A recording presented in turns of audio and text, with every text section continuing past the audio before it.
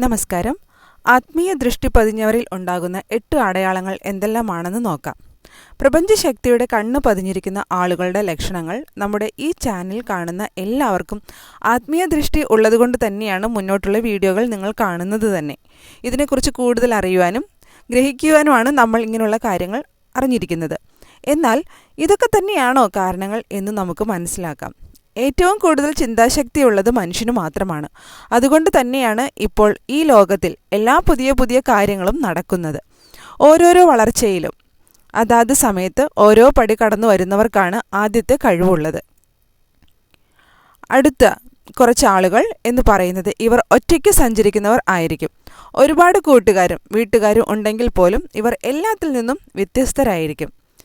നിങ്ങൾ ആത്മീയയുടെ പാതയിൽ ആണെങ്കിലും ഒരുപാട് കഷ്ടതകളും ദുരിതങ്ങളും അനുഭവിക്കുന്നവർ ആണെങ്കിൽ നിങ്ങൾ ദൈവത്തിൻ്റെ ശ്രദ്ധയിൽപ്പെട്ടവരാണ് എന്ന് തന്നെയാണ് ഇതിൻ്റെ അർത്ഥം.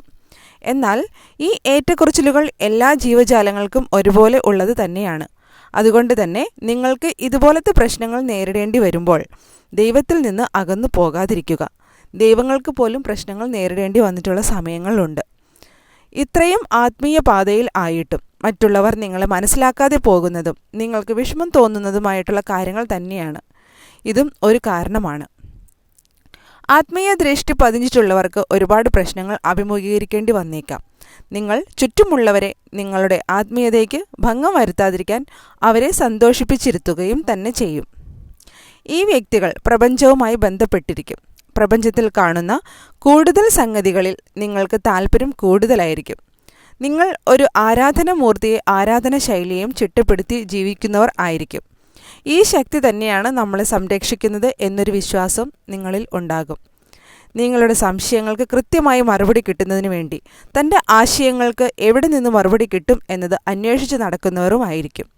ഇങ്ങനെ അന്വേഷിക്കുന്നവർക്ക് ദൈവം തീർച്ചയായും ഒരു വെളിച്ചത്തെ കൊടുക്കുക തന്നെയും ചെയ്യും.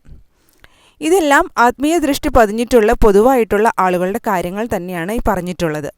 ഇതിൽ ഏതെങ്കിലും നിങ്ങളുടെ ജീവിതത്തിൽ സംഭവിക്കുന്നുണ്ടെങ്കിൽ നിങ്ങളുടെ മേൽ ദൈവത്തിൻ്റെ ഒരു കണ്ണ് തന്നെ ഉണ്ടെന്ന് പറയാവുന്നതാണ്.